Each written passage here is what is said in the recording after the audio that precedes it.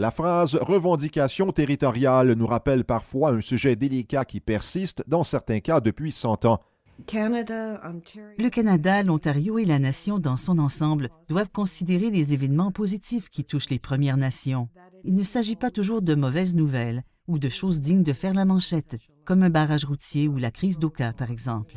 Ce sont les petites ou les grandes histoires de réussite qui surviennent pour le mieux-être des gens.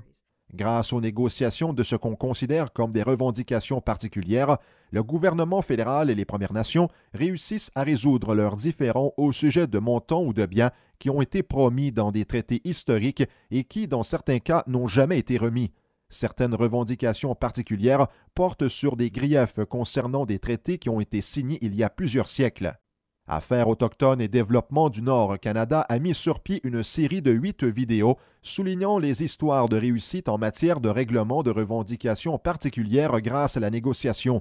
Ces histoires démontrent comment les Premières Nations et tous les Canadiens vont bénéficier de la résolution de ces revendications. Une de ces histoires porte sur un litige foncier qui a débuté en 1996 et qui a finalement été réglé à la satisfaction de tous en 2007.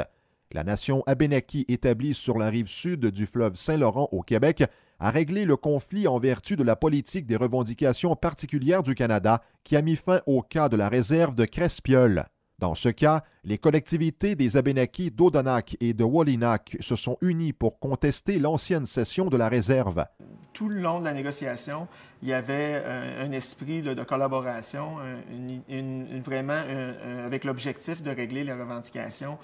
Les partis se sont mis d'accord sur le fait que les Abénakis abandonnaient leurs droits sur le territoire de Crespieul en échange d'une compensation financière de 4,5 millions de dollars. Je pense que les autres communautés ils peuvent s'inspirer de tout ce que nous, on a fait, puis voir que oui, il y a des possibilités d'arriver à une bonne entente, puis que les deux parties soient satisfaits. Là.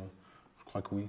Depuis 2007, le gouvernement fédéral a réglé par le biais d'ententes négociées avec les collectivités des Premières Nations à l'échelle du Canada plus de 80 revendications particulières qui représentent plus d'1 milliard de dollars. Ces ententes peuvent entraîner la création d'emplois, de programmes de formation, des programmes de santé et de propriété terrienne.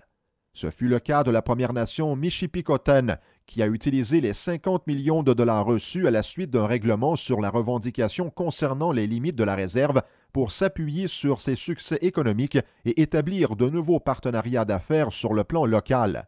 Certains membres clés de la réserve de Michipicoten soulignent la réussite de ce règlement pour tous les Canadiens. Ma vision est...